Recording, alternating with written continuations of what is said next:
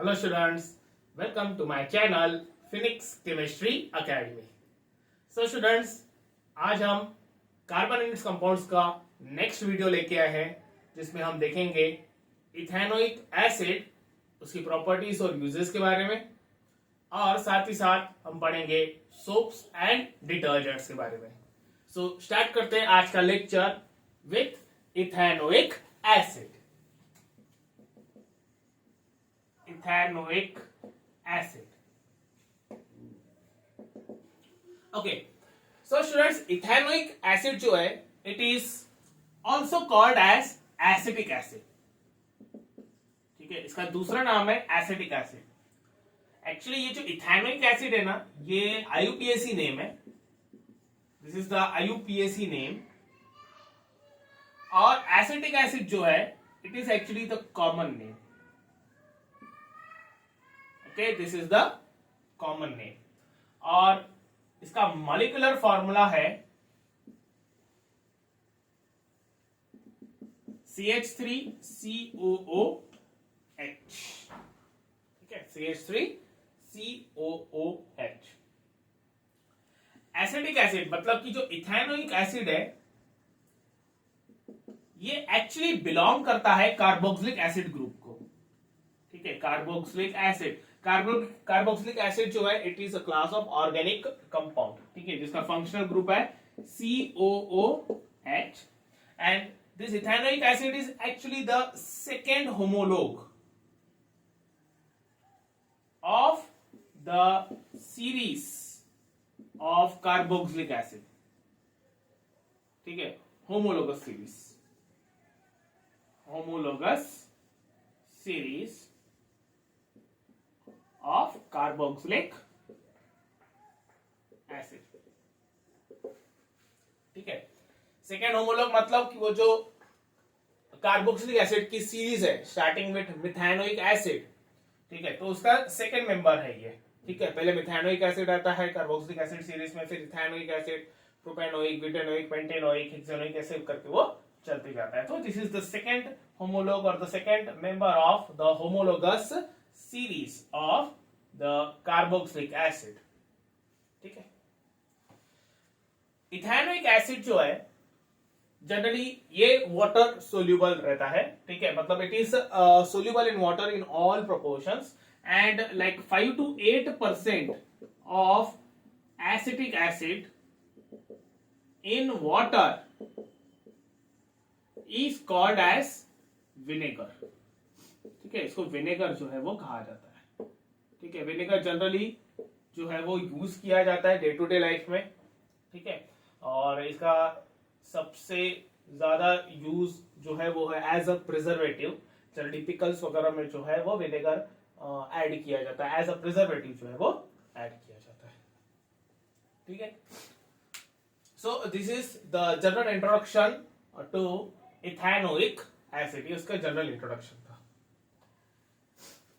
ठीक है,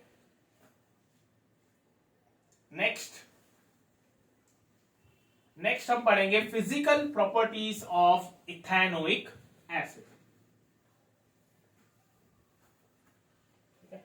यहां पे मैं हेडिंग डाल देता हूं, physical properties of ethanoic acid.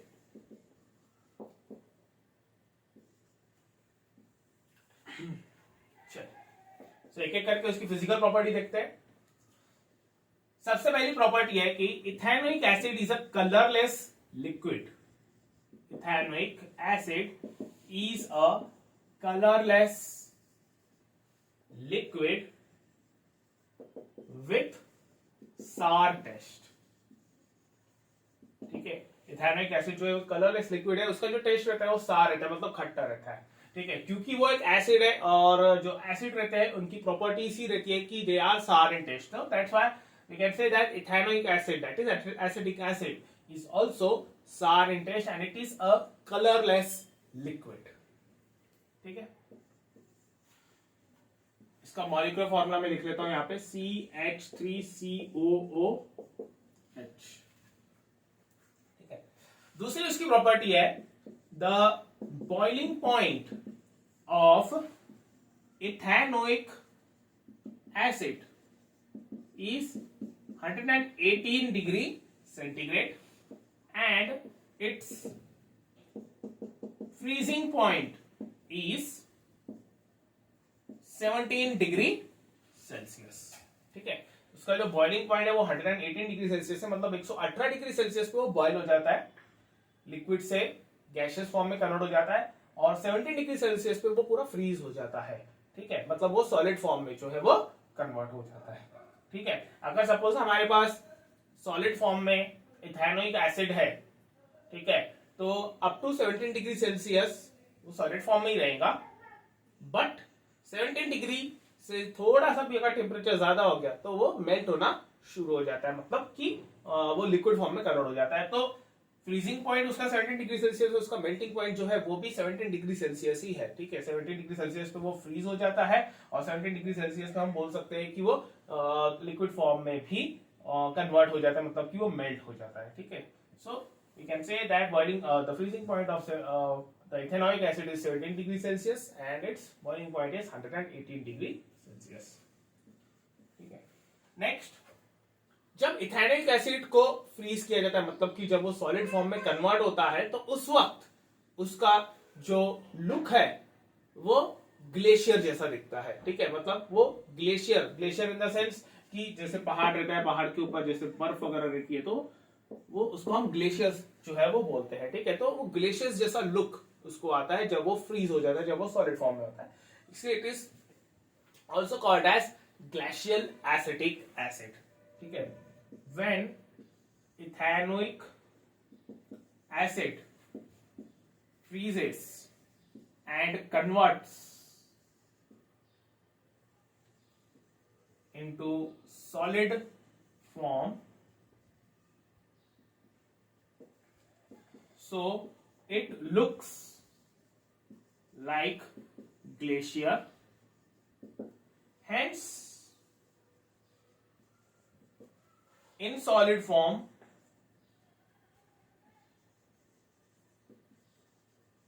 it is called as glacial acetic acid। ठीक है, उसको ग्लेशियल एसिटिक एसिड जो है वो कहा जाता है। ठीक है, next, ethanoic acid is a weak acid, is a weak acid।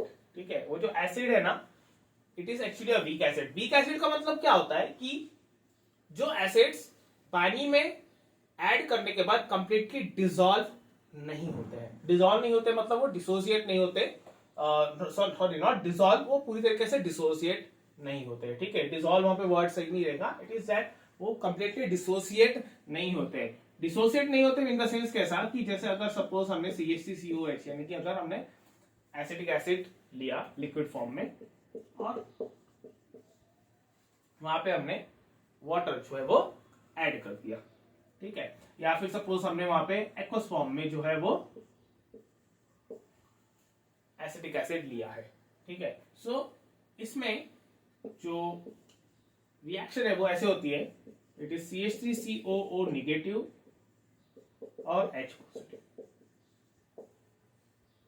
ठीक है, अब यहां पे ये जो मैंने साइन दिया है, ठीक है, this is actually reversible sign, मतलब कि एक्वस फॉर्म में एसिडिक एसिड लेने के बाद वहां पे वो डिसोसिएशन होता है, CH3COO नेगेटिव एसिड आयन और H पॉजिटिव वहां पे बनता है, लेकिन ये दोनों आयंस जो है वापस से कंबाइन होकर फिर से CH3COH जो है वो बना लेते हैं। ठीक है, मतलब डिसोसिएट तो होते हैं वहां पर, लेकिन वो फिर से कंबाइन होकर इस तरीके से बनता है। तो वो जो प्रोसेस है वो चलती रहती है। ठीक है, डिसोसिएट होने की, फिर कंबाइन होकर एसोसिएट होकर वापस से CH3COH फॉर्म होने की, तो वो चीज चलती रहती है जब तक कि इक्विलिब्रियम वहां पे कंडीशन प्रोड्यूस ना हो जाए, इक्विलिब्रियम और we can say the balance condition वहां पे मेंटेन ना हो जाए। ठीक है, तो वो एक कंप्लीट डिसोसिएशन प्रोसेस वहां पे नहीं करते हैं, पूरी तरीके से वो डिसोसिएट नहीं होते। अंदर से पूरी तरीके से हम ऐसे भी बोल सकते हैं कि अगर सपोज हमने 100 मॉलिक्यूल्स लिए, सपोज हम 100 मॉलिक्यूल्स CH3COH के ले रहे हैं, ठीक है, तो वो 100 में से कुछ ही ऐसे मॉलिक्यूल्स रहेंगे जो इस फॉर्म में वहां पे कन्वर्ट हो जाएंगे, कुछ इन the sense it could be 9, 10, 5, 6, 7, मतलब उनका जो डिसोसिएशन रेट रहता है वो बहुत कम रहता है, नंबर ऑफ मॉलिक्यूल्स जो डिसोसिएट होते हैं और वो एसिड फॉर्म में यानी H पॉजिटिव के फॉर्म में कन्वर्ट होते हैं वो बहुत ज्यादा लेस रहते हैं, ठीक है। और जब बहुत ही कम मॉलिक्यूल्स डिसोसिएट होके H पॉजिटिव और इस पर्टिकुलर नेगेटिव आयन में कन्फॉर्म होते हैं तो उनको फिर वीक एसिड्स कहा जाता है, they are called as the weak acids, ठीक है। So ethanoic acid is a weak acid because it only slightly dissociates in water और in its aqueous form.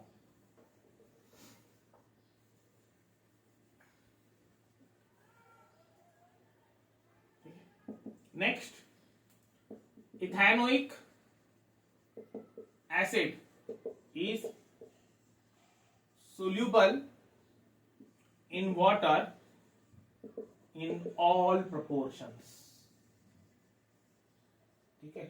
Ethanoic acid is soluble in water in all proportions, मतलब कोई भी quantity में अगर हम ethanoic acid ले लेते हैं और उसको वाटर में ऐड करते हैं तो उसमें डिसॉल्व वो हो ही जाता है, ठीक है। डिसॉल्व का मतलब ये नहीं कि वो डिसोसिएट हुआ है, ठीक है। डिसोल्यूशन एक अलग प्रोसेस है, डिसोसिएट होना एक अलग प्रोसेस हो जाती है, ठीक है। डिसोसिएशन में होता क्या है, वहां पे आयंस फॉर्म होते हैं, पॉजिटिव और नेगेटिव आयंस फॉर्म होते हैं, जैसे मैंने पिछले वाले रिएक्शन में बताया था, फिर से लिख लेता हूं रिएक्शन, CH3COOH एक्वस रिवर्सिबल, ये हो जाएगा CH3COO negative aqueous plus H positive aqueous, ये हो गया डिसोसिएशन, मतलब आयंस का वहां पे फॉर्म हो जाना, ठीक है। डिसॉल्व में ऐसा होता है कि वहां पे बॉन्डिंग बनती है, जो मॉलिक्यूल रहता है मॉलिक्यूल बॉन्ड बना लेता है वाटर मॉलिक्यूल्स के साथ, वो बॉन्डिंग जनरली हम उसको हाइड्रोजन बॉन्डिंग जो है वो भी कहते हैं, ठीक है। तो हाइड्रोजन बॉन्डिंग के बदौलत वहां पर जो एसिटिक एसिड है वो डिसॉल्व हो जाता है, उसके साथ कंबाइन हो जाता है, वाटर मॉलिक्यूल्स के साथ वहां पे वो कंबाइन हो जाता है, we can say that it is dissolve, ठीक है। तो वहां पे जो इथेनोइक एसिड है it is soluble in water in all proportions, कोई भी क्वांटिटी में हमने अगर इथेनोइक एसिड ले लिया उसको वाटर में ऐड किया तो उसमें वो आसानी से डिसॉल्व हो ही जाता है, ठीक है। So this were the physical properties of ethanoic acid, note कर लीजिए।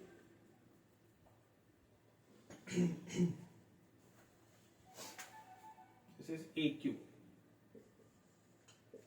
एक्वस, एक्वस मतलब कि उस पर्टिकुलर आयन को चारों तरफ से वाटर मॉलिक्यूल्स ने जो है वो घेर के रखा है, that is called as aqueous state. चलिए आगे बढ़ते हैं।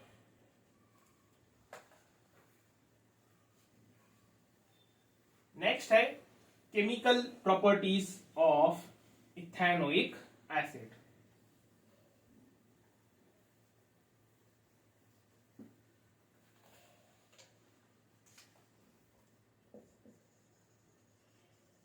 Chemical properties of ethanoic acid,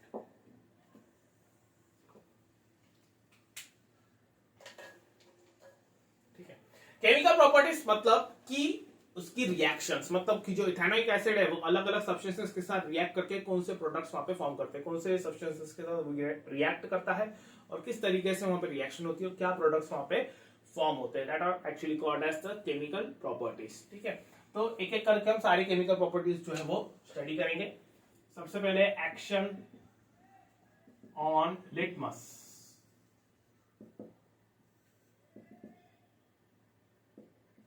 ठीक है।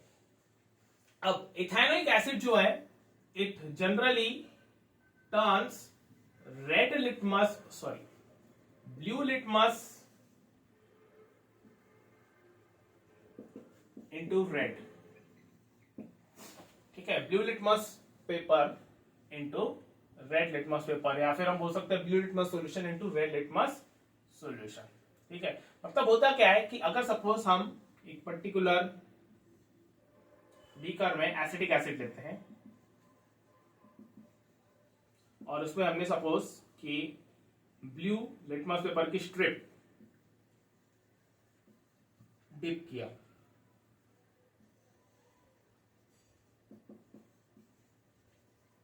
ठीक है।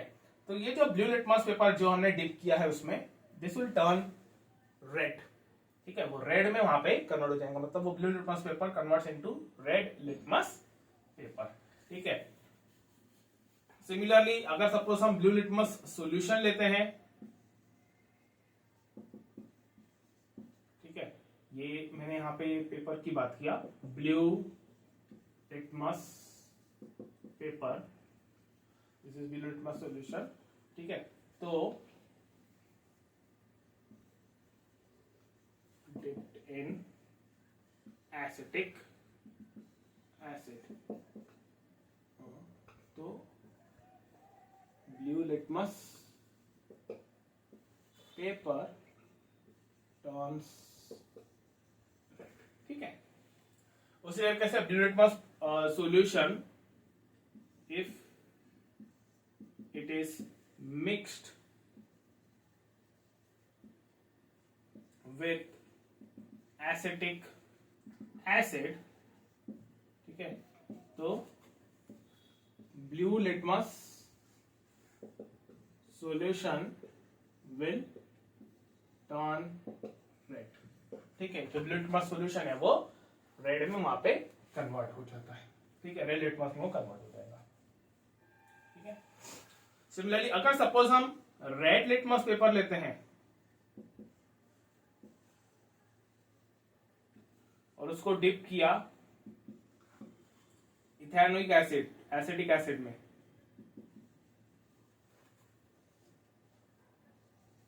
सो इट रिमेन्स रेड, ठीक है। चाहे तो आप litmus paper, red litmus paper ले लो, उसको डिप करो इथेनोइक एसिड में, या फिर रेड लिटमस सॉल्यूशन ले लो, उसमें आप इथेनोइक एसिड जो है वो ऐड करो, तो जो लिटमस सॉल्यूशन रहेगा उसका कलर जो है वो चेंज नहीं होता है, वो रेड का रेड ही रहेगा, ठीक है। This indicates that it is acidic in nature, ठीक है। इथेनोइक एसिड का जो नेचर है वो एसिडिक है, ठीक है। So this was the first chemical property. Next है esterification reaction.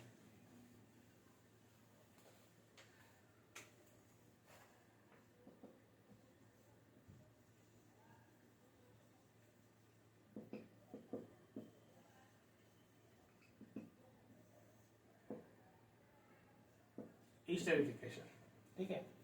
ईस्टरिफिकेशन रिएक्शन मतलब कि द फॉर्मेशन ऑफ ईस्टर्स, ठीक है। जब ईस्टर्स का फॉर्मेशन होता है with the help of ethanol and ethanoic acid, या फिर हम बोल सकते हैं alcohol and carboxylic acid, alcohol और कार्बोक्सिलिक एसिड जो इनों के जब वहां पे ईस्टर फॉर्म होता है तो that is called as esterification reaction.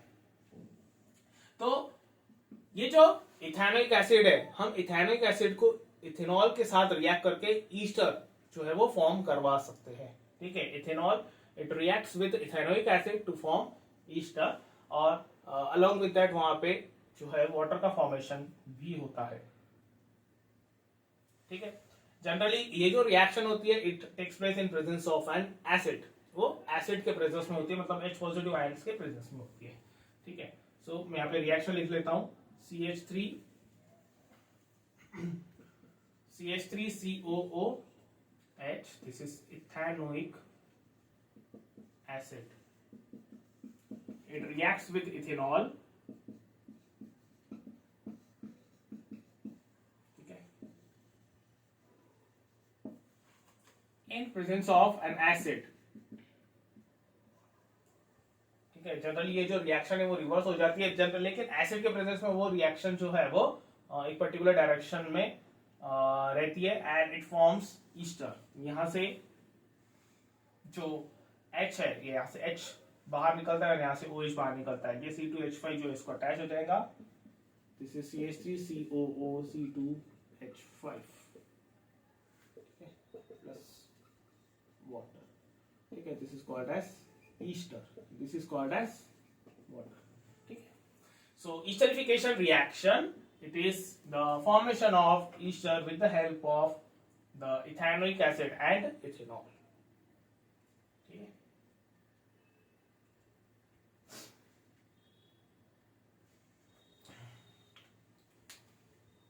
Generally ये जो ईस्टर्स है they are used in perfumes and also like they are used as a flavouring agents. ठीक है, ये जो ईस्टर्स रहते हैं they are actually producing a pleasant smell, बहुत ही ज्यादा प्लेजेंट स्मेल रहती है, उनकी फ्रेग्रेंस बहुत अच्छी है, that's why they are used as a flavouring agents और they are also used in the perfumes. ठीक है, इसलिए रिएक्शन जो है वो कैरी आउट होती है, ईस्टर्स का जो है फॉर्मेशन किया जाता है with the help of ethanol and ethanoic acid.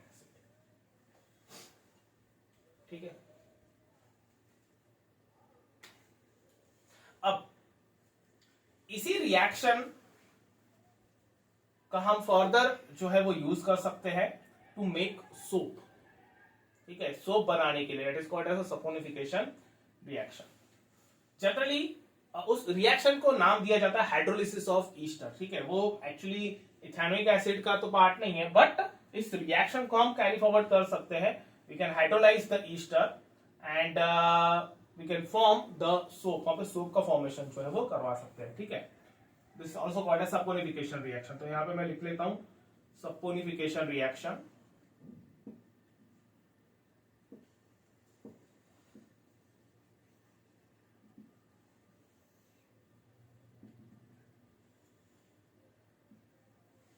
ठीक है, so what happens like CH3COO C2H5, okay, liquid, it reacts with sodium hydroxide liquid। ठीक है, सोडियम हाइड्रोक्साइड के साथ वो रिएक्ट करता है and it forms CH3COO Na as well as C2H5, this is C2H5 और ये OH। ठीक है, ठीक है, मतलब होता क्या है कि जो आपने ईस्टर लिया था, ईस्टर को आपने जब सोडियम हाइड्रोक्साइड के साथ रिएक्ट किया तो you have got sodium salt of acetic acid.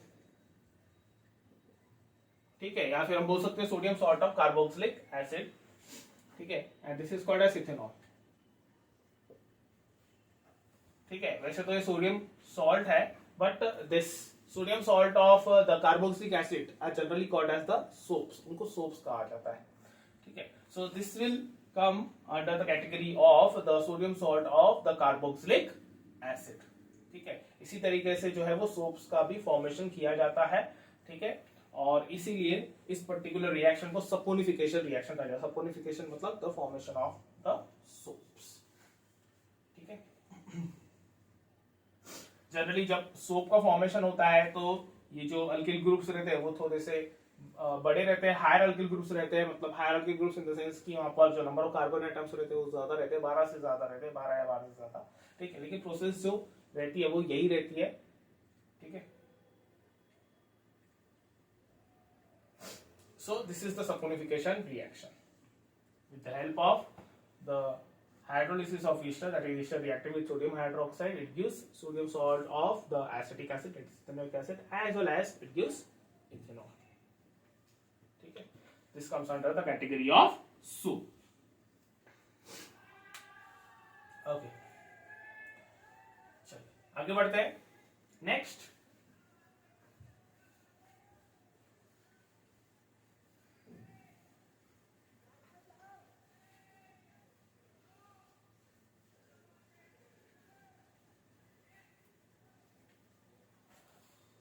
है नंबर 3, रिएक्शन विथ बेस। ठीक है, रिएक्शन विथ बेस। ठीक है, अब इथेनोइक एसिड जो है उसका नेचर है एसिडिक, और एसिड जब बेस के साथ रिएक्ट करता है तो it always forms salt and water, that is called as a neutralisation reaction. ठीक है, उसको न्यूट्रलाइजेशन रिएक्शन कहा जाता है। तो यहां पर भी वही होगा, जो इथेनोइक एसिड है it reacts with a base, for example हम NaOH ले लेते हैं, so it forms salt and water, that it undergoes the neutralization reaction and forms salt and water। so reaction कैसे रहेंगे, CH3COH liquid, that is acetic acid, it reacts with the base form again sodium salt CH3CONA, that is sodium acetate, इसको sodium acetate भी कहा जाता है, and along with that water. ठीक है, sodium acetate and water. ठीक है, this is salt, sodium acetate is salt and that is water. ठीक है, sodium hydroxide. Okay, so this is how the ethanic acid reacts with the base। ठीक है, neutralisation reaction होती है, acid base वहां पे रिएक्शन होती है to form salt and water. ठीक है, और क्योंकि न्यूट्रलाइजेशन रिएक्शन है, एसिड बेस रिएक्शन है, तो ऑब्वियसली बात है वहां पे हीट एनर्जी तो रिलीज होगी, so this can be called as an exothermic reaction. इसको हम एक्सोथर्मिक रिएक्शन जो है वो बोल सकते हैं।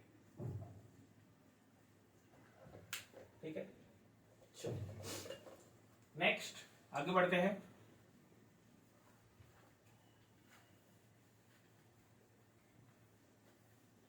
नेक्स्ट है reaction with carbonates and hydrogen carbonates.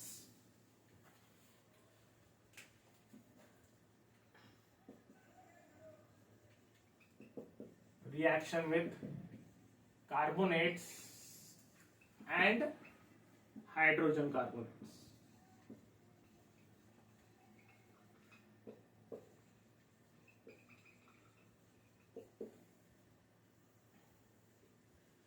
ठीक है, carbonates and hydrogen carbonates. Carbonates मतलब कि जिनमें CO3 2 नेगेटिव कटायन रहता है, सॉरी अनायन रहता है, और हाइड्रोजन कार्बोनेट्स मतलब जिसमें HCO3 negative that is bicarbonate ion रहता है। This is carbonate ion and this is bicarbonate ion. तो जनरली क्या होता है कि जो मेटल्स रहते हैं, ये कार्बोनेट्स और hydrogen carbonates they are actually combining with the metals, क्योंकि इनके ऊपर नेगेटिव चार्ज है, और जो मेटल्स रहते हैं वो पॉजिटिवली चार्ज रहते हैं, वो इलेक्ट्रोपॉजिटिव रहते हैं। That's why they generally combine with the metals to form the salt. ठीक है, वो एक प्रकार से सॉल्ट जो है वो फॉर्म करते हैं। ठीक है, चलिए, so reaction with carbonates and hydrogen carbonates, like for example when ethanoic acid reacts with carbonate, sodium carbonate। ठीक है, सपोज यहाँ पे मैंने सोडियम कार्बोनेट ले लिया, ठीक है, एक्वस फॉर्म। ठीक है, this is acetic acid, this is sodium carbonate and this is also called as washing soda. So when acetic acid reacts with sodium carbonate, washing soda, तो वहां पे एक प्रकार से नहीं क्या न्यूट्रलाइजेशन रिएक्शन होती है। We cannot say completely neutralization reaction, but एक प्रकार से समझ लीजिए कि एसिड बेस रिएक्शन वहां पे हो रही है। क्यों हम उसको एसिड बेस रिएक्शन बोल रहे हैं? क्योंकि यहाँ पे एसिटिक एसिड जो है उसका नेचर एसिडिक है, और जो सोडियम कार्बोनेट रहता है, ठीक है, उसका जो नेचर रहता है that is actually basic. It is actually called as a basic salt. ठीक है, सॉल्ट्स में भी वहां पे टाइप्स रहते हैं, एसिडिक, बेसिक और न्यूट्रल सॉल्ट्स। ठीक है, डिपेंडिंग ऑन कि कौन सा एसिड और कौन सा बेस वहां पे रिएक्ट कर रहा है, पढ़ेंगे अपन आगे। तो this is actually the basic salt, ये बेसिक सॉल्ट है। तो यहाँ पे जब एसिटिक एसिड सोडियम कार्बोनेट यानी वॉशिंग सोडा के साथ रिएक्ट कर रहा है, it forms salt, water and along with that this the release of carbon dioxide. ठीक है, CH3COONA, सोडियम एसिटेट वहां पे फॉर्म हो रहा है, दिस इज सॉल्ट,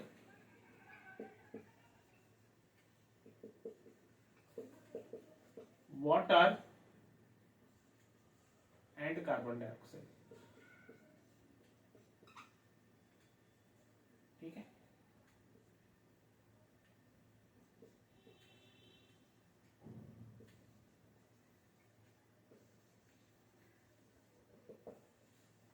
ठीक है, सोडियम एसिडेट वहां पे बनता है, मतलब कि एक सॉल्ट बनता है, और उसके साथ ही साथ वहां पे वाटर और कार्बन डाइऑक्साइड गैस जो है वो रिलीज होती है।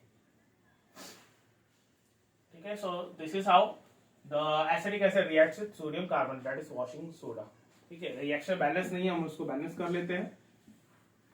यहाँ पे ट्वाइस Na है और यानी यानी Na2 है यहाँ पे और यहाँ पे एक ही N है, तो उसको बैलेंस करने के लिए यहाँ पे 2 से मल्टीप्लाई किया। ठीक है, नेक्स्ट कार्बन की बात करें तो यहाँ पे 1 2 3 कार्बन है, यहाँ पे 2 2 मल्टीप्लाइड बाय 2 4 और यहाँ पे 5 कार्बन है। ठीक है, तो हमने अगर इसको मल्टीप्लाई कर लिया 2 से, तो without disturbing the number of sodium atoms, तो यहाँ पे हो जाएगा 1 2 2 कार्बन, 2 2 4 और 1 5 कार्बन वहां पे बैलेंस हो जाएंगे। ठीक है, नेक्स्ट हाइड्रोजन की बात करें, 3 और 1 4, 4 2 8, यहाँ पर 3 2 6 और ये 2 8 हो गए, बैलेंस हो गया। ऑक्सीजन की बात करें, यहाँ पे 2 है, 2 2 4 और यहाँ पे 3 है, 7 हो गए वो। यहाँ पे 2 2 4 5 6 7। ठीक है, ये हो गई रिएक्शन बैलेंस। ठीक है, so acetic acid it reacts with sodium carbonate, that is washing soda, to form sodium acetate, that is salt, water and carbon dioxide. ठीक है, नेक्स्ट सिमिलरली अगर सपोज एसिटिक एसिड जो है,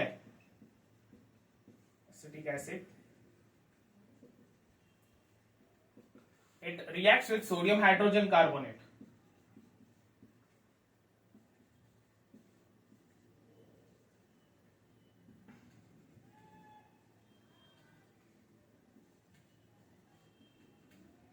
यानी कि बेकिंग सोडा, इसका दूसरा नाम है baking soda.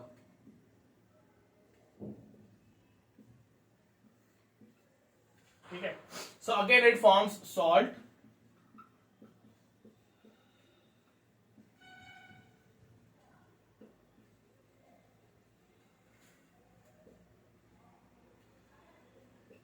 Plus water plus carbon dioxide. ठीक है, कार्बन डाइऑक्साइड गैस जो वहां से रिलीज हो जाएगी। ठीक है, सोडियम कार्बोनेट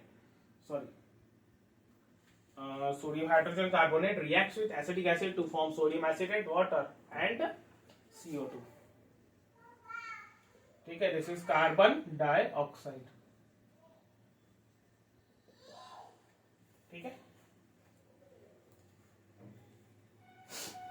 अगेन यहाँ पर ये जो सोडियम हाइड्रोजन कार्बोनेट है baking soda, it is actually a basic salt, तो वहां पे एसिड बेस रिएक्शन हो रही है। ठीक है, to form salt, water and carbon dioxide. It is not complete neutralisation reaction, but we can consider it as a neutralisation reaction. ठीक है,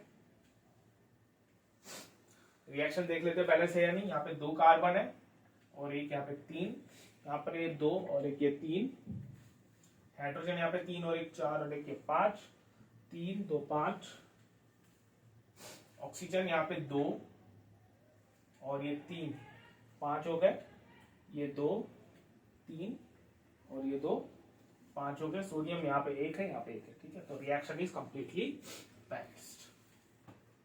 okay, so this is the reaction with carbonates and hydrogen carbonates. They form sodium acetate, water and carbon dioxide gas when they react with acetic acid. Okay, carbonates and the hydrogen carbonates, sodium carbonate and sodium bicarbonate.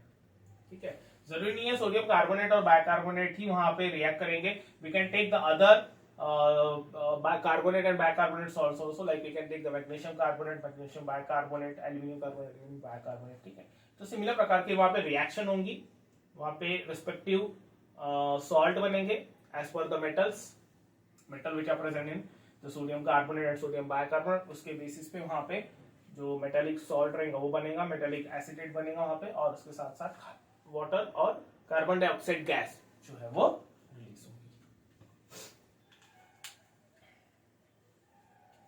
Next आगे बढ़ते हैं।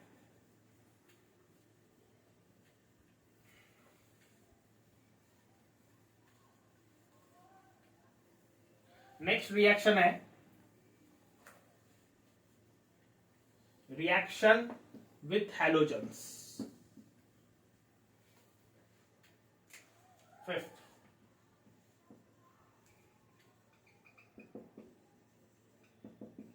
Reaction with halogens. ठीक है, अब reaction with halogens में जब acetic acid यानी कि इथेनिक एसिड जब हैलोजन्स के साथ, हैलोजन मतलब it can be fluorine, chlorine, bromine और आयोडीन, ठीक है, जनरली इनको हैलोजन्स जो है वो कहा जाता है। जो ग्रुप नंबर 17 रहता है पीरियोडिक टेबल में, उसमें जो एलिमेंट्स रहते हैं fluorine, chlorine, bromine and iodine, they are called as halogens. Okay, they are called as halogens because they form halides, their respective halides are nothing but the salts। ठीक है, तो जब वहां पे हैलोजन्स के साथ रिएक्शन होती है इथेनोइक एसिड की, ठीक है, जैसे हम मैंने यहाँ पे ले लिया इथेनोइक एसिड, ठीक है। अब इथेनोइक एसिड में ये है फंक्शनल ग्रुप उसका, ठीक है, फंक्शनल ग्रुप में कार्बन है। अब उसको अटैच जो कार्बन रहता है उसको अल्फा कार्बन कहा जाता है, ठीक है। नाउ अल्फा कार्बन को जो हाइड्रोजन अटैच रहते हैं उनको कहा जाता है अल्फा हाइड्रोजन्स। तो जब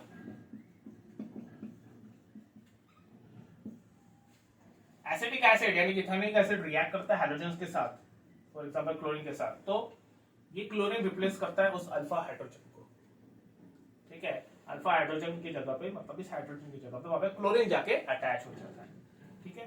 तो यहां पे दिस विल फॉर्म CH2Cl, यहां से एक हाइड्रोजन हट गया, उसके जगह पे एक क्लोरीन आ गया, ठीक है, और यहां पर ये HCl फॉर्म होगा। यहां से जो हाइड्रोजन निकला है वो एक क्लोरीन एटम के साथ अटैच होकर विल फॉर्म HCl गैस, ठीक है। So this is acetic acid, this is chlorine gas,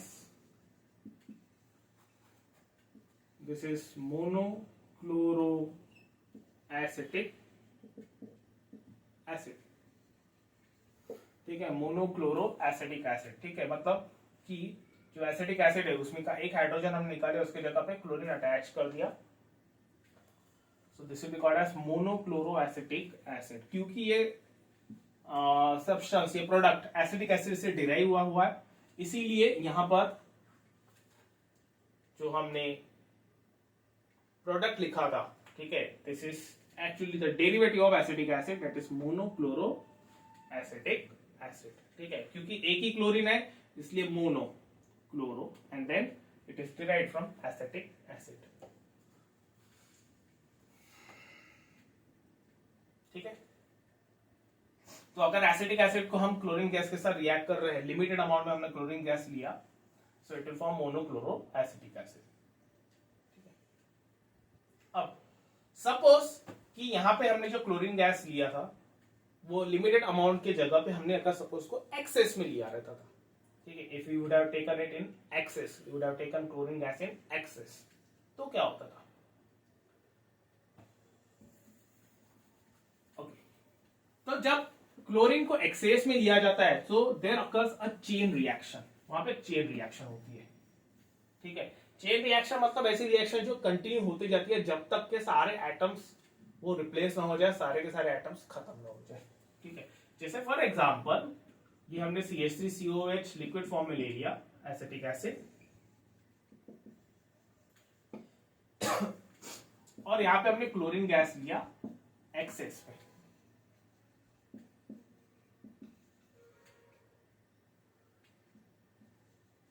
ठीक है। तो सबसे पहले जैसे हमने पिछली वाली रिएक्शन में देखा था, यहां से जो क्लोरीन एटम है वो यहां से हाइड्रोजन को रिप्लेस करेगा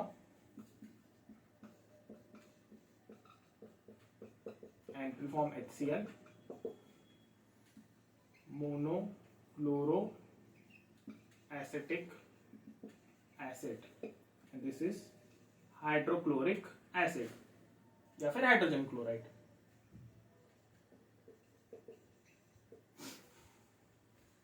ठीक है, ये बनेगा। अब ये जो प्रोडक्ट है मोनोक्लोरो एसिटिक एसिड फिर से रिएक्ट करेगा क्लोरीन गैस के साथ, ठीक है। क्योंकि हमने क्लोरीन गैस एक्सेस में लिया है, so this will further react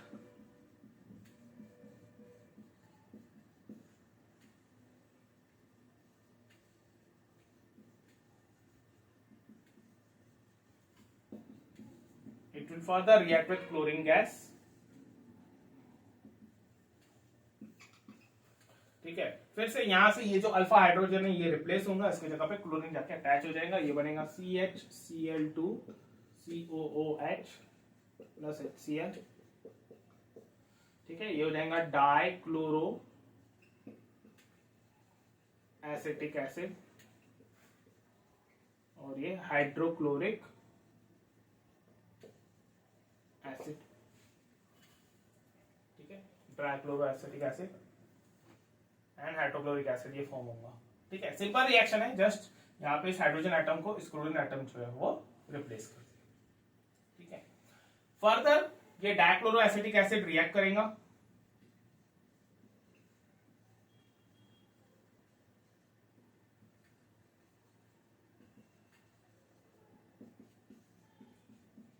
chlorine gas के साथ,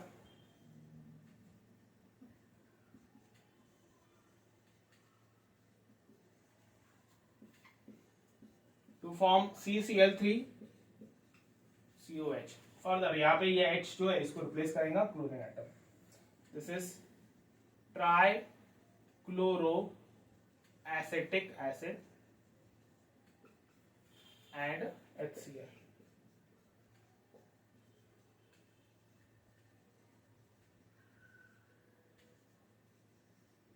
हाइड्रोक्लोरिक एसिड।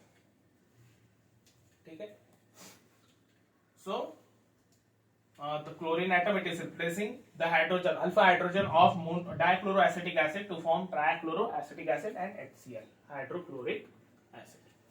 ठीक है, यहाँ पे आपकी रिएक्शन जो है वो स्टॉप हो जाएगी, क्योंकि अभी फर्दर यहाँ पे अल्फा हाइड्रोजन एटम्स जो है वो बचे हुए नहीं है। ठीक है, दैट इज अगर हम ट्राइक्लोरोएसिटिक एसिड की बात करें तो ये जो अल्फा हाइड्रोजन एटम है ये पूरे रिप्लेस हो चुके हैं, सब खत्म हो चुके हैं वहां पे, तो ये रिएक्शन यहाँ पे स्टॉप हो जाएगी। ठीक है, रिमेंबर ये चेन रिएक्शन है, ये चेन रिएक्शन तभी होगी जब यहाँ पे क्लोरीन जो है वो एक्सेस में लिया जाएगा। ठीक है, it depends upon the amount of the chlorine. ठीक है, अगर हम क्लोरीन का अमाउंट कम लेते हैं तो वो रिएक्शन वन स्टेप में भी वहां पे स्टॉप हो सकती थी। ठीक है, थोड़ा सा ज्यादा लिया तो हम उसको टू स्टेप में भी वहां पे कन्वर्ट कर सकते हैं। ठीक है, but if you are taking in excess तो ये रिएक्शन चलती ही रहती है जब तक के सारे जो अल्फा हाइड्रोजन एटम्स है वो रिप्लेस नहीं हो जाते। ठीक है, so this is the reaction with halogens। ठीक है, चलिए आगे बढ़ते हैं नेक्स्ट रिएक्शन की तरफ।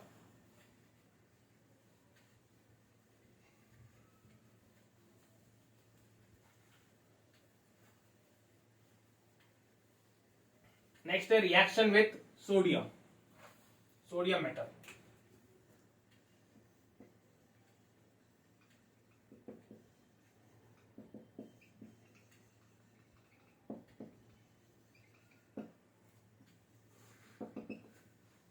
ठीक है, reaction with sodium metal. Okay, so in this reaction the acetic acid, that is ethanoic acid, reacts with sodium metal to form sodium acetate, और उसके साथ साथ वहां पर रिलीज होती है हाइड्रोजन गैस। ठीक है, सोडियम एसिडेट और हाइड्रोजन गैस का जो है वो फॉर्मेशन होता है। ठीक है, CH3COOH liquid ethanoic acid plus sodium metal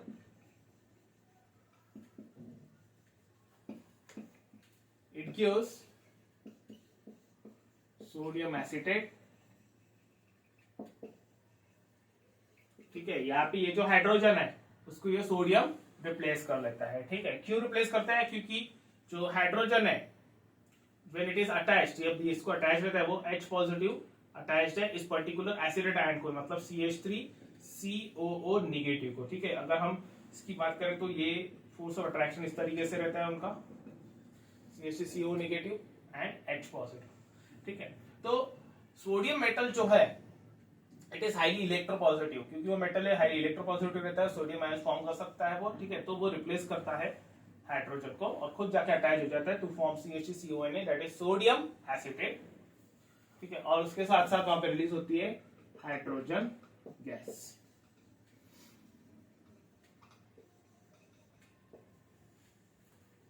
ठीक है,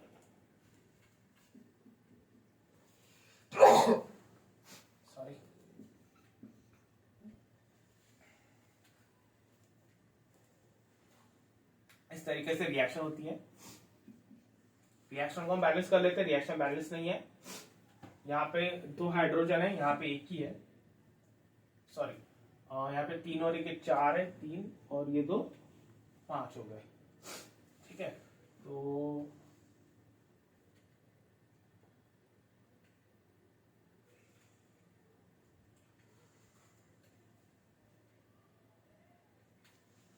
इसको हम 2 से मल्टीप्लाई कर सकते हैं।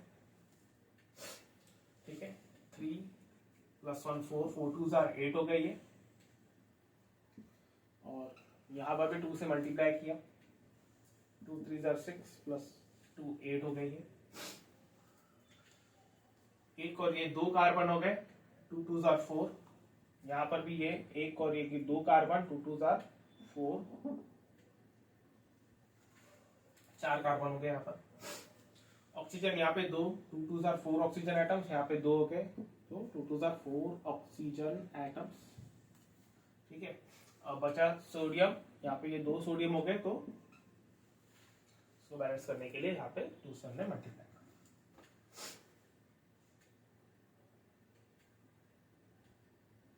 ठीक है, तो ये होगी रिएक्शन बैलेंस।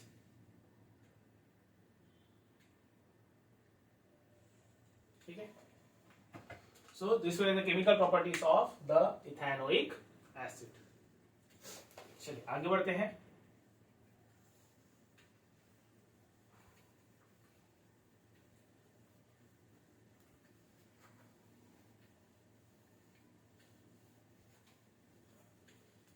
नेक्स्ट है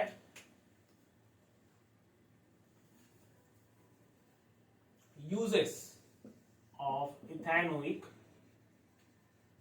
acid. uses of ethanoic acid. ठीक है, तो यूजेस में सबसे पहला जो यूज आता है एथेनोइक एसिड का वो ये है कि it is used to make vinegar and that is actually used as a preservative. ठीक है, that is it is used in pickles as a preservative. ठीक है, सो 5 to 8% of acetic acid in water is called as vinegar and it is used as a preservative in the pickles. ठीक है, pickles में use किया जाता है as a preservative. ठीक है, प्रिजर्वेटिव इन द सेंस कि वो वहां पे माइक्रो ऑर्गेनिजम्स को ग्रो होने नहीं देता है और जो पिकल्स है उनको खराब होने से वो बचाता है। नेक्स्ट सेकेंड है it is used to make esters. ठीक है, which are used as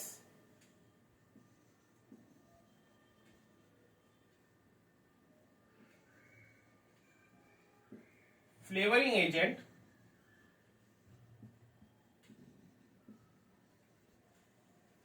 as well as in the perfumes to give fragrance.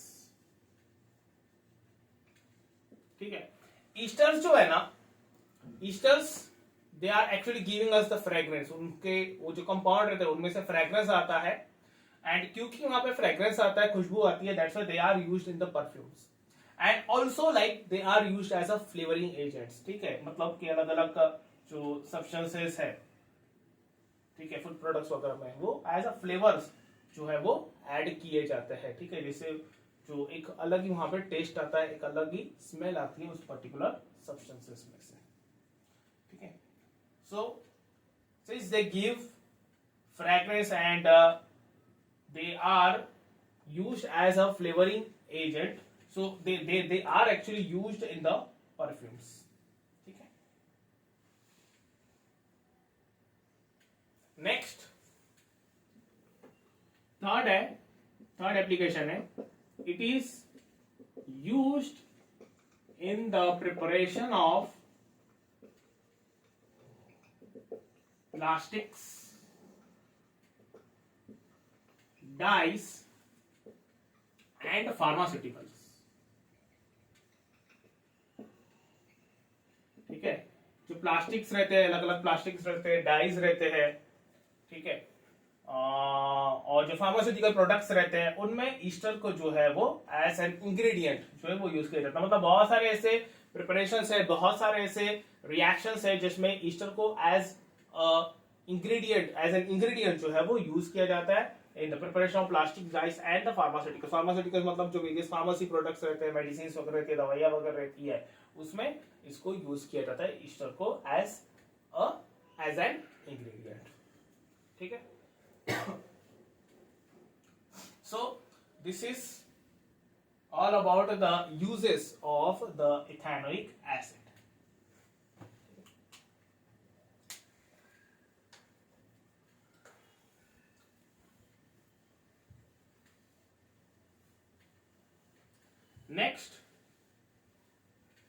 Next हमारा टॉपिक है soaps and detergents.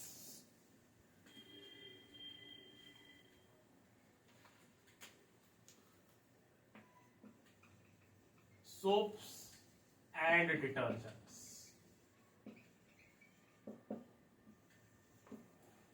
Okay, next topic it is soaps and detergents. ठीक है, so सबसे पहले हम देखेंगे soap. What are soap?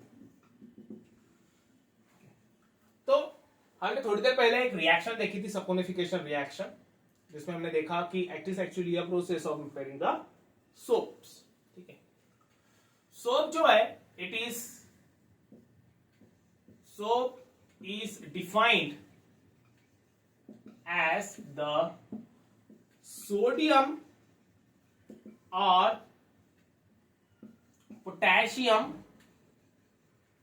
salts of higher fatty acids. ठीक है, soap is defined as the sodium or potassium salt of higher fatty acid. ठीक है, अब इसका मीनिंग क्या हुआ? जनरली जो सोप है ना, वो सोप प्रिपेयर किया जाता है हायर फैटी एसिड्स से। ठीक है, हायर फैटी एसिड्स का मीनिंग क्या हुआ? Fatty acids are nothing but the carboxylic acids. ठीक है, वो एक प्रकार से कार्बोक्सिलिक एसिड्स ही है। मतलब कि फैटी एसिड एक कंपाउंड है जिसमें जो फंक्शनल ग्रुप है वो रहता है कार्बोक्सिलिक एसिड। ठीक है, जैसे जो ऑयल्स और फैट्स रहते हैं, ठीक है, उसमें जनरली नहीं क्या फैटी एसिड्स प्रेजेंट रहते हैं। ठीक है, दैट इज कार्बोक्सिलिक एसिड जो है वो प्रेजेंट रहते हैं, बट उनमें जो फैटी एसिड्स प्रेजेंट रहते हैं ना, वो रहते हैं हायर फैटी एसिड्स। ठीक है, ऑयल्स और फैट्स में जो फैटी एसिड्स रहते हैं वो हायर फैटी एसिड्स रहते हैं। ठीक है, और यहां पर भी जो सोप हम बनाते हैं तो they are actually prepared from higher fatty acids. अब हायर फैटी एसिड्स का मीनिंग क्या हुआ? हायर फैटी एसिड्स मतलब ऐसे फैटी एसिड्स जिसमें जो नंबर ऑफ कार्बन एटम्स रहते हैं, carbon atoms in the carbon chain are greater than 12। ठीक है, ऐसे कार्बोक्सिलिक एसिड्स जिसमें number of carbon atoms in a carbon chain, fatty acids में वहां पे कार्बन चेन रहती है, कार्बोक्सिलिक एसिड ग्रुप रहता है और कार्बन एटम्स रहते हैं, कार्बन की चेन रहती है वहां पे। तो ऐसे कार्बन एटम्स, ऐसी चेन जिसमें जो नंबर ऑफ कार्बन एटम्स रहेंगे वो 12 से ज्यादा रहेंगे, उनको कहा जाता है हायर फैटी एसिड्स। ठीक है, द कंडीशन इज कि उस चेन में वहां पे कार्बोक्सिलिक एसिड ग्रुप भी प्रेजेंट रहना चाहिए। ठीक है, so we can say that the carboxylic acids in which the number of carbon atoms in a chain are more than 12, they are called as the higher fatty acids। उनको higher fatty acids कहा जाता है। ठीक है, now so the soap is defined as the sodium or potassium salt of higher fatty acids। मतलब ये जो higher fatty acids रहते हैं इनमें से जो हम सोडियम या फिर पोटेशियम सॉल्ट बनाते हैं, उस सॉल्ट को कहा जाता है सोप। ठीक है, हायर फैटी एसिड्स से जो हम सोडियम और पोटेशियम सॉल्ट बनाते हैं, उन सॉल्ट को कहा जाता है सोप। मतलब सोप क्या है? It is actually a salt. ठीक है, सोप जो है वो एक्चुअली में एक सॉल्ट है, उसका नेचर है सॉल्ट। ठीक है, so this is the definition of the soap. It is defined as the sodium or potassium salts of higher fatty acids. ठीक है, अब इसको हम प्रिपेयर कैसे करेंगे? ठीक है, इसको प्रिपेयर कैसे करेंगे और ये सोडियम और पोटेशियम सॉल्ट, इनमें डिफरेंस क्या है? ठीक है, अगर हम सपोज सोप बना रहे हैं, वहां पे या तो सोडियम सोप बनेगा या फिर पोटेशियम सोप बनेगा। ठीक है, तो वहां पे सोडियम सोप का मीनिंग क्या हुआ और पोटेशियम सोप का मीनिंग क्या होता है? ठीक है, ना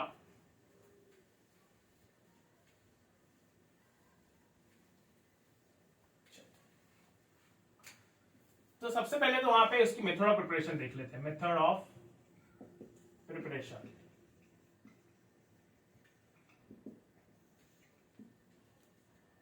ऑफ सोडियम सोप। पहले सोडियम सोप देख लेते हैं। ठीक है, तो जैसे बताया था कि they are actually soap are actually the sodium और potassium salts of higher fatty acids. ठीक है, तो CH2 CH CH2 COOR COOR COOR। ठीक है, ये क्या है? This is higher fatty acid.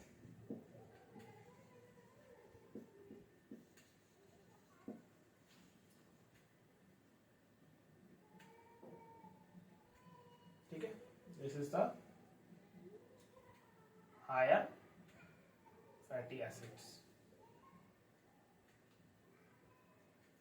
ठीक है,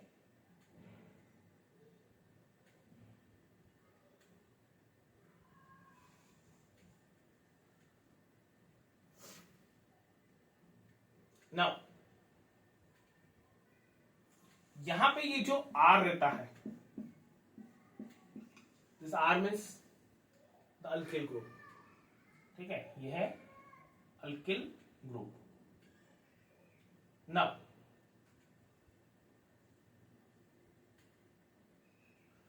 ये अल्किल ग्रुप में जो नंबर ऑफ कार्बन एटम्स रहते हैं, they are actually more than 12।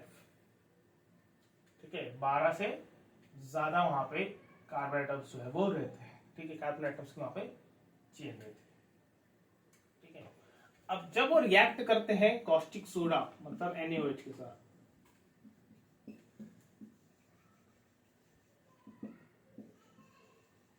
Caustic soda उसका कॉमन नेम है और it is also called as sodium hydroxide. ठीक है, सो दे फॉर्म सॉल्ट। ठीक है, यहाँ पे ये जो Na है इस RCOO ग्रुप को जो है वो अटैच हो जाता है। So this forms RCOO negative Na positive. ठीक है, RCOO नेगेटिव Na पॉजिटिव,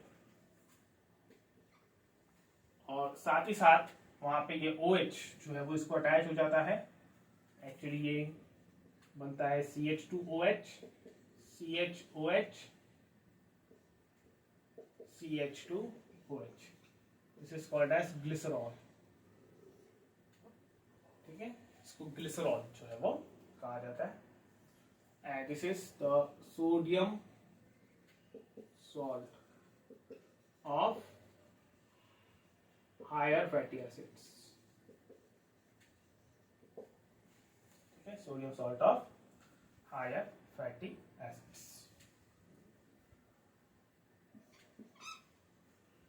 ठीक है,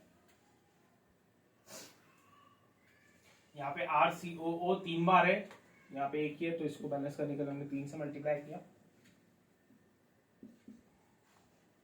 ठीक है, उसके बाद ये हो जाएगा 3Na तो यहाँ पे 3 से मल्टीप्लाई किया 3Na, OH यहाँ पे 3 है तो ये 3 से मल्टीप्लाई करने पर 3OH हो गया।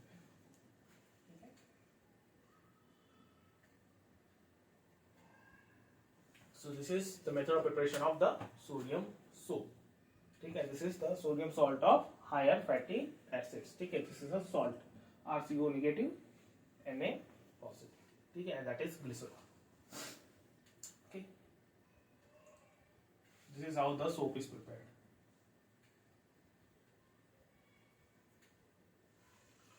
Now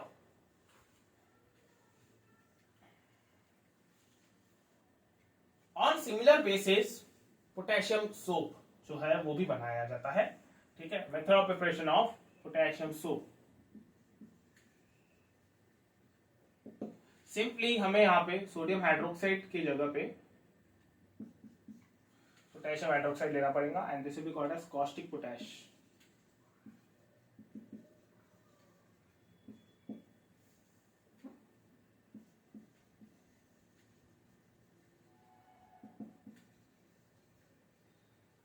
potassium hydroxide.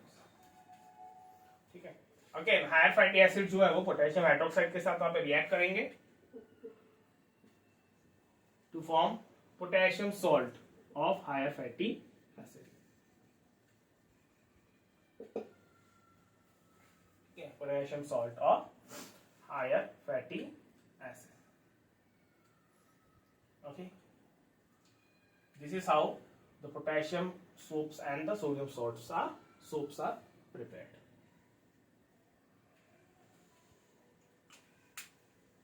ठीक है, अब पोटेशियम सोप और सोडियम सोप में डिफरेंस क्या है, वहां पे फर्क क्या है।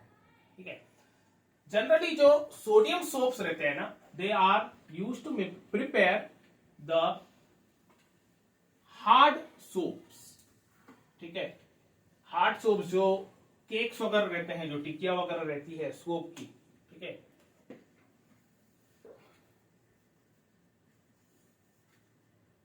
Sodium soaps are used to prepare hard soaps which are used for washing purposes.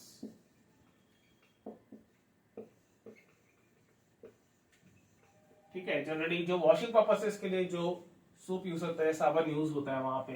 ठीक है, जो हार्ड केक्स रहते हैं, टिकिया जो रहती है, उसको बनाने के लिए सोडियम सोप्स जो है वो यूज किए जाते हैं। ठीक है, मतलब कि वहां पे मेथड ऑफ प्रिपरेशन जो रहेगी वो रहेगी preparation of the sodium soap. ठीक है, वेयर एज जो पोटेशियम सोप्स रहते हैं, they are used to prepare soft soaps like shaving creams or shampoos. ठीक है, that produces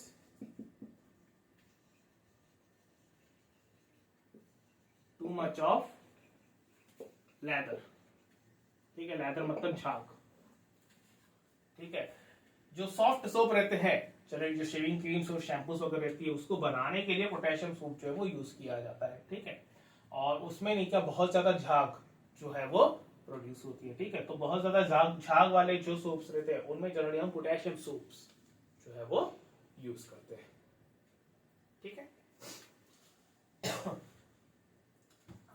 so this are the uses of the soaps, the potassium soaps and the sodium soap. अब ये जो soaps है, इनका एक ड्रॉबैक है। ठीक है, हम उनको यूज तो करते हैं बट इनका एक ड्रॉबैक है। ड्रॉबैक ये है कि अगर सोप को हार्ड वाटर के साथ यूज किया गया, हार्ड वाटर का मतलब ये होता है कि जिसमें बहुत ज्यादा अमाउंट में मिनरल्स प्रेजेंट रहते हैं, स्पेशली कैल्शियम और मैग्नीशियम वाले मिनरल्स, कैल्शियम और मैग्नीशियम आयंस। ठीक है, तो जब सोप को हार्ड वाटर के साथ रिएक्ट और सॉरी सोप को हार्ड वाटर के साथ यूज किया जाता है तो वहां पे जो मिनरल्स प्रेजेंट रहते हैं हार्ड वाटर में वो उस सोप के साथ रिएक्ट करके दे फॉर्म इनसोल्यूबल सॉल्ट्स। वहां पे इनसोल्यूबल सॉल्ट्स फॉर्म होते हैं और सोप का जो यूज है वो खत्म कर देते हैं, वो उसको डिक्रीज कर देते हैं, दे डिमिनिश द इफेक्ट और the use of that soap. ठीक है, रिएक्शन से आपको समझ में आ जाएगा।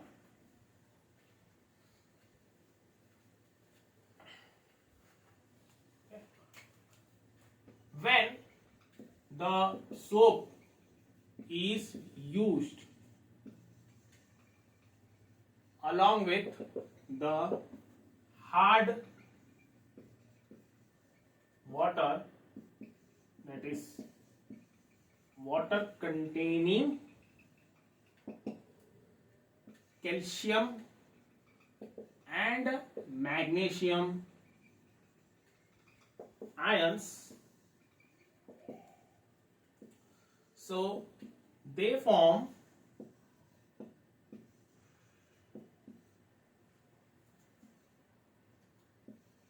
scum, that is insoluble salts। ठीक है, insoluble salts that is scum जो है वो फॉर्म करते हैं। कैसे? This is our salt, sodium salt of higher fatty acid.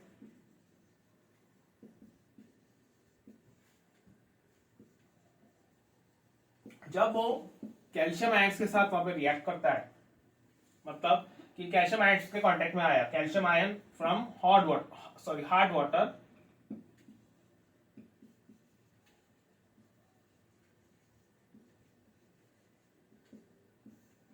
ठीक है, सो दे फॉर्म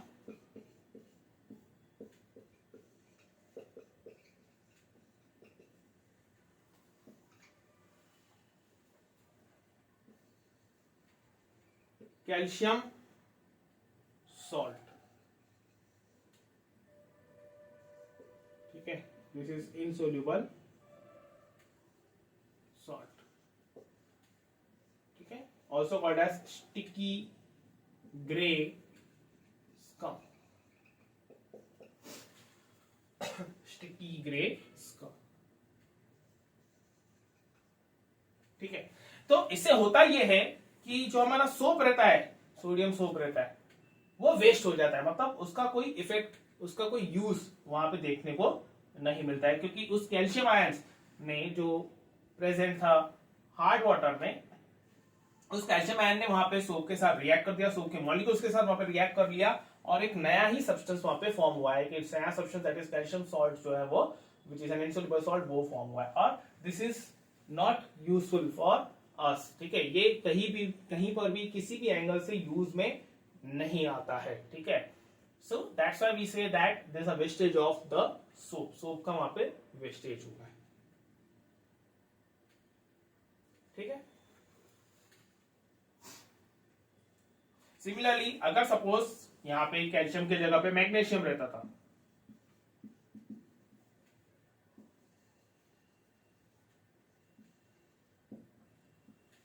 ठीक है, so this would have been the magnesium salt.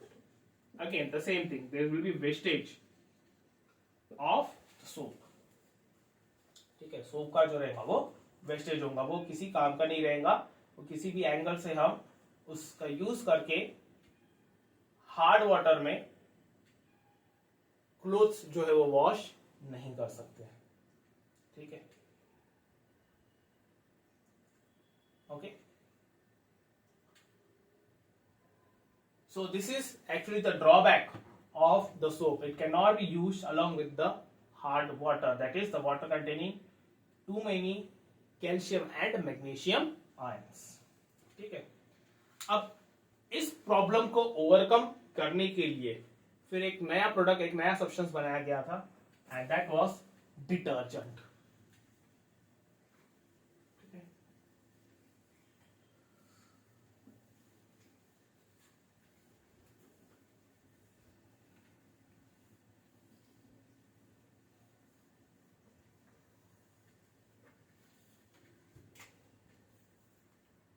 Detergents, ठीक है। अब डिटर्जेंट्स मतलब क्या होता है? Detergents are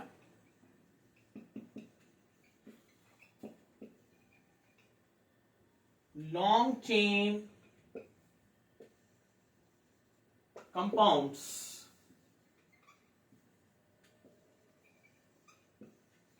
of alkyl benzene sulfonic acids or alkyl hydrogen sulfate, ठीक है। Detergents are the long chain compounds of alkyl benzene sulphonic acids और अल्किल हाइड्रोजन सल्फेट्स, ठीक है। अब इसका क्या मीनिंग हुआ? They are the long chain compounds of alkyl benzene sulphonic acid. Alkyl benzene sulphonic acid मतलब ये वो कंपाउंड है, CH3CH2 बाय 11, ये हो गया अल्किल बेंजीन, बेंजीन रिंग है, and this is sulphonic acid, ठीक है।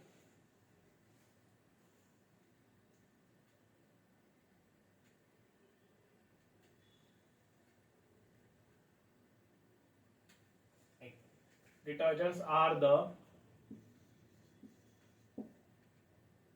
salts of long chain compounds of alkyl benzene sulfonic acid और alkyl hydrogen sulfate, ठीक है।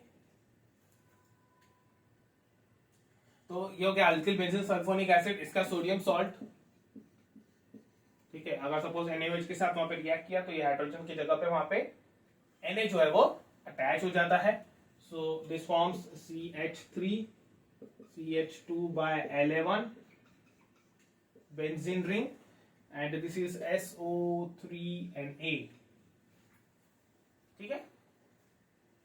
और else alkyl hydrogen sulfates, like for example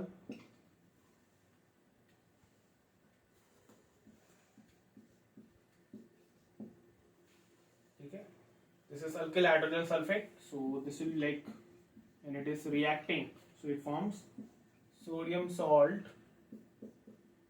of alkyl hydrogen sulfate, ठीक है।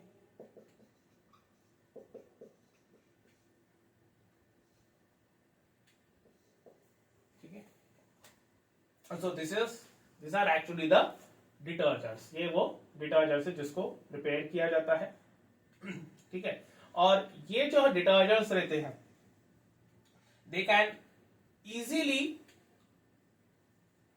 Combine with the oily और greasy part present on the cloth in presence of the hard water, ठीक है।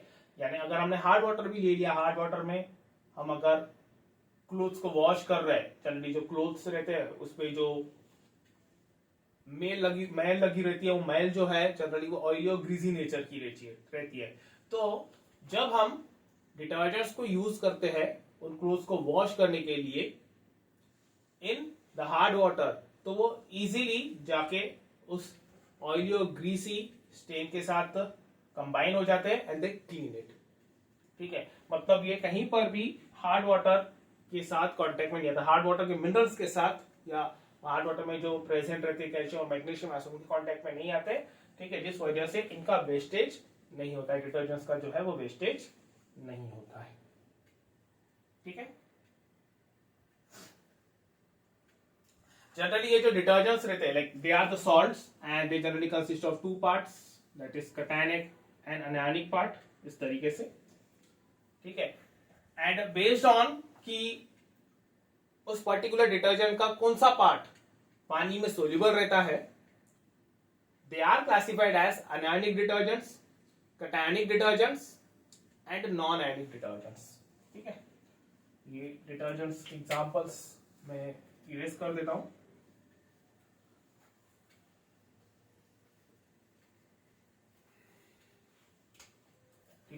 So the detergents are classified as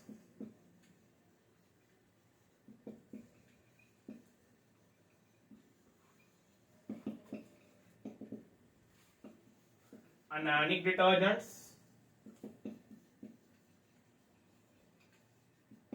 ठीक है. Second है cationic detergents,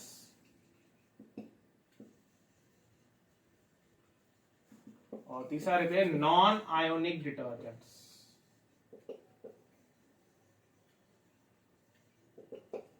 ठीक है. अनायनिक डिटर्जेंट्स मतलब ऐसे डिटर्जेंट्स जिसका अनायन वाला पार्ट यानी कि जो निगेटिव पार्ट रहता है वो वाटर में सोल्यूबल हो जाता है. It is water soluble.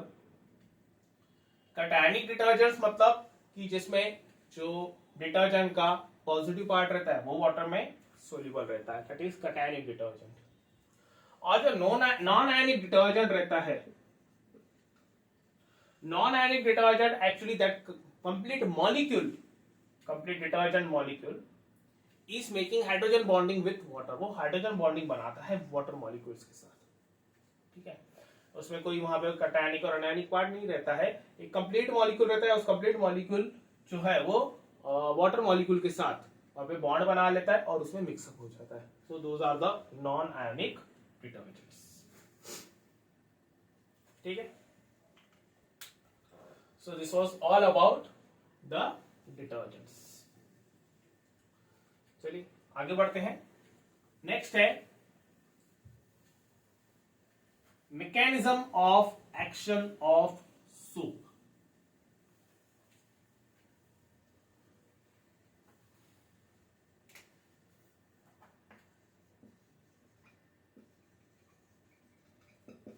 mechanism of action of soap.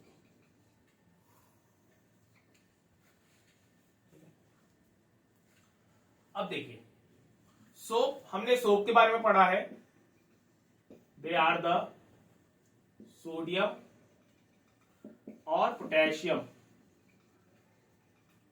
Salts of higher fatty acids, मतलब कि कार्बोक्सिलिक एसिड. ठीक है. दे आर द सोडियम और potassium salts of higher fatty acids.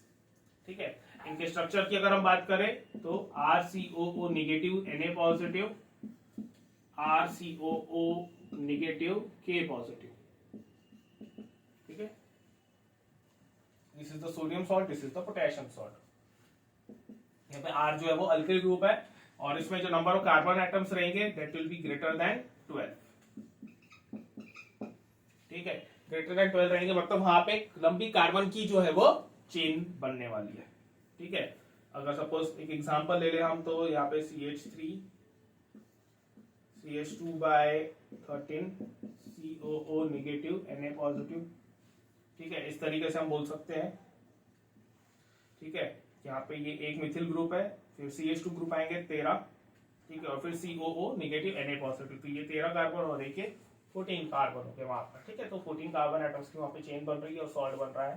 ठीक है. सिमिलरली हम यहाँ पे भी ले सकते हैं K. ठीक है. अब यहां पर जो है इस पर्टिकुलर सॉल्ट में मतलब सोप में दो पार्ट्स हैं. एक तो ये हाइड्रोकार्बन वाला पार्ट जो कि नॉन पोलर पार्ट कहा जाता है, और एक रहता है ये वाला पार्ट जो कि पोलर पार्ट है. पोलर इन द सेंस वहां पे चार्जेस प्रेजेंट है, नॉन पोलर मतलब वहां पे चार्जेस प्रेजेंट नहीं है. ठीक है. तो this soap is generally divided into two parts. One is the hydrocarbon part, that is also called as non-polar part, and the other is the polar part. ठीक है. जो हाइड्रोकार्बन वाला नॉन पोलर पार्ट रहता है that is also called as hydrophobic. Hydrocarbon part, that is non-polar part. This is called as hydrophobic.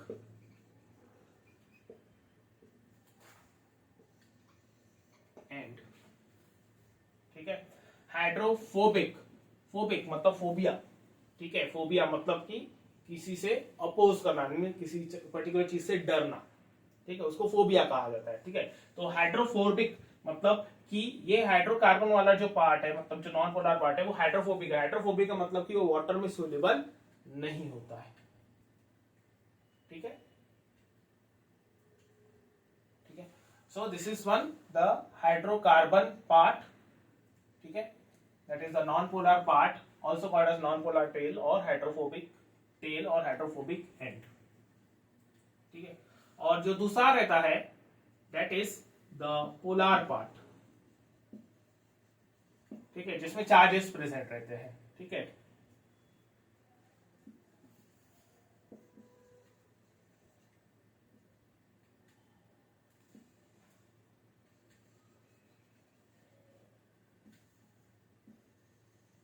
Charge molecule part, और this is the polar part which is hydrophilic,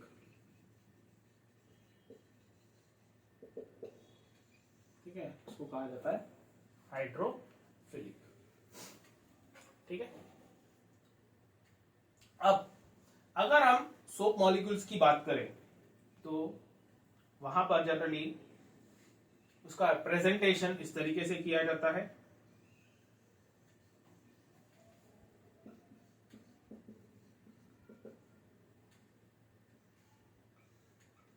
ठीक है, इस तरीके से। This is actually the hydrocarbon, ठीक है, ये एक प्रकार से स्ट्रक्चर है, बॉन्ड स्ट्रक्चर, ठीक है, ये बॉन्ड स्ट्रक्चर है हाइड्रोकार्बन का। यहाँ पे हर जगह पे जो है वो कार्बन आता है,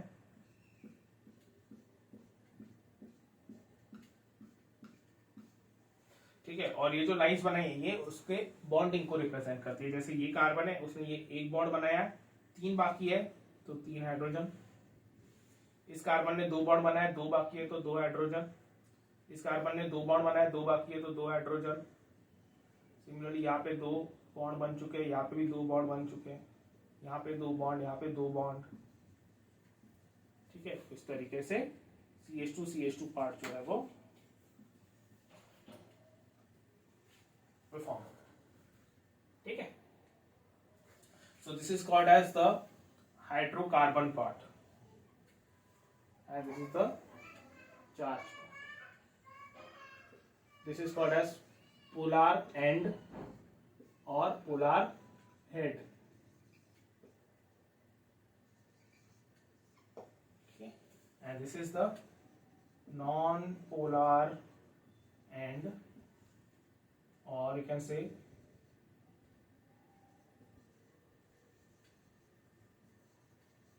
tail, also called as hydrocarbon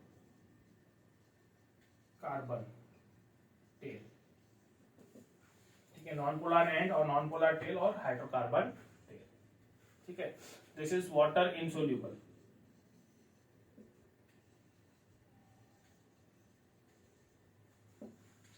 and this is water soluble,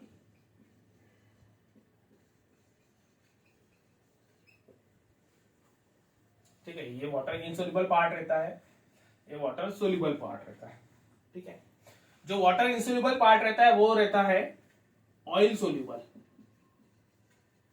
ठीक है, कभी भी ध्यान में रखना, जो वाटर इनसोल्यूबल रहता है जनरली वो जो है वो ऑयल सोल्यूबल रहता है, क्योंकि ये हाइड्रोकार्बन पार्ट है, ठीक है। So this is actually oil soluble, और ये जो रहता है ये ऑयल इनसोल्यूबल रहेगा।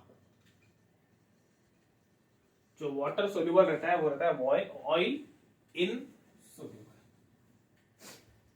ठीक है।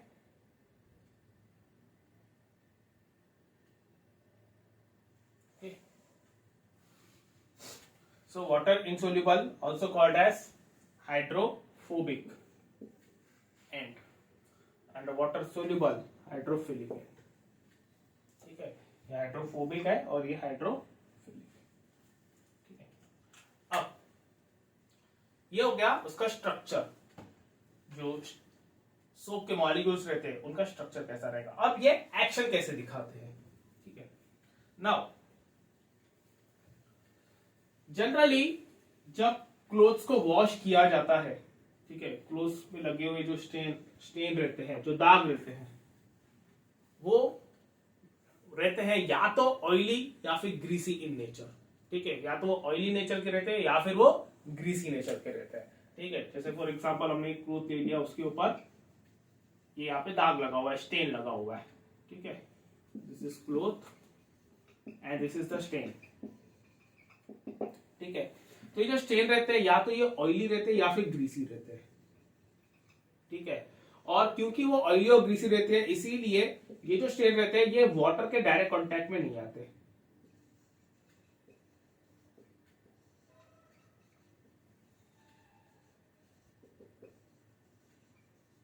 ठीक है, वाटर के स्टेन जो है वाटर के कांटेक्ट में नहीं आता, मतलब पानी उनको डायरेक्टली वहां पे नहीं लगता है, they don't come in direct contact with the stain. ठीक है, नाउ अब इस चीज को, मतलब ये जो स्टेन है इसको क्लीन करने के लिए फिर वहां पे डिटर्जेंट्स का जो है वो यूज किया जाता है। तो जब डिटर्जेंट्स वहां पे मिक्स किए जाते हैं इन वाटर, सो जो हाइड्रोकार्बन वाला पार्ट रहता है, मतलब अगर सपोज हमने वहां पर पानी ले लिया, पानी में हमने वहां पे क्लोथ जो है वो ऐड किया और उसके अंदर में हमने डिटर्जेंट्स जो है वो ऐड किए। सो इन दैट केस क्या होगा, वो जो डिटर्जेंट्स रहते हैं उनके जो पार्टिकल्स, उनके जो मॉलिक्यूल्स रहते हैं, उन मॉलिक्यूल्स का जो हाइड्रोकार्बन वाला पार्ट रहता है वो जाके कंबाइन हो जाता है ऑयली और ग्रीसी स्टेन को, और जो पोलर पार्ट रहता है वो वाटर सोल्यूबल हो जाता है। ठीक है, जैसे फॉर एग्जांपल ये स्टेन है, दिस इज द स्टेन। ठीक है, तो जो टेल पोर्शन रहता है, जो हाइड्रोकार्बन वाला पार्ट रहता है, वो इस तरीके से अलाइन होके वो वाटर, सॉरी, जो ऑयली और ग्रीसी पार्ट रहता है उसको जाके कंबाइन हो जाता है। यहाँ पे प्रेजेंट रहता है वो पोलर पार्ट। ठीक है, this is the polar head, polar head water soluble, and this is non polar tell, oil soluble. ठीक है, तो इस पर्टिकुलर स्टेन को, ये स्टेन है,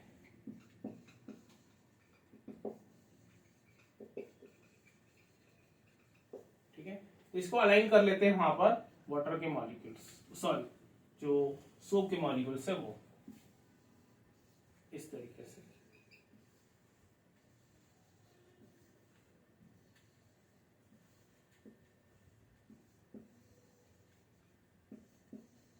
ऐसे चारों ओर से नहीं, क्या उसको घेर लिया जाता है बाय द सोप मॉलिक्यूल्स।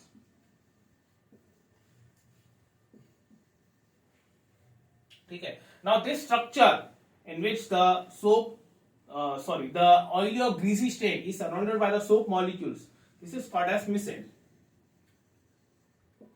ठीक है, इसको मिसेल जो है वो कहा जाता है।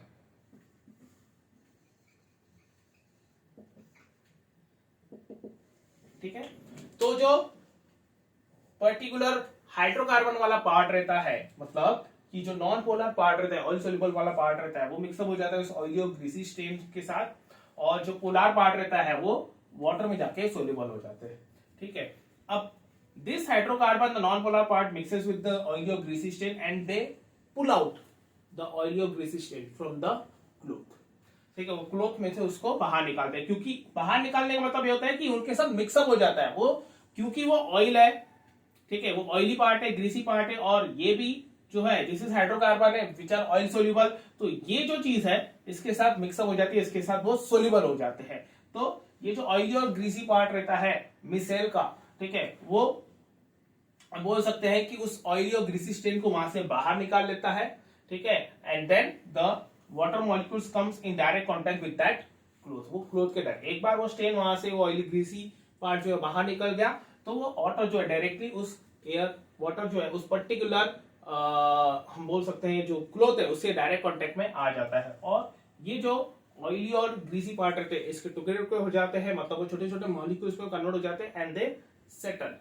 ठीक है, वो नीचे नीचे जो है वो सेटल हो जाता है, प्रेसिपिटेट नहीं होते लेकिन वो नीचे नीचे वहां पे वो प्रेजेंट रहते हैं, मिक्सअप नहीं होते हैं वो, बट अलग अलग फॉर्म में अलग अलग नंबर ऑफ पार्टिकल्स जो है वो वहां पे प्रेजेंट रहते हैं। ठीक है, और जो वाटर है वो क्या कर लेता है, उस क्लोथ को पर्टिकुलर वॉश कर देता है।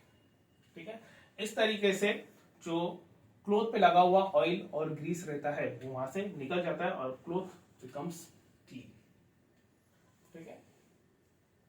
So this is how the soap molecule it show its action. ठीक है, जिस तरीके से वो अपनी मैकेनिज्म जो है वो दिखाता है. ठीक है, so this was all about the mechanism of action of soap.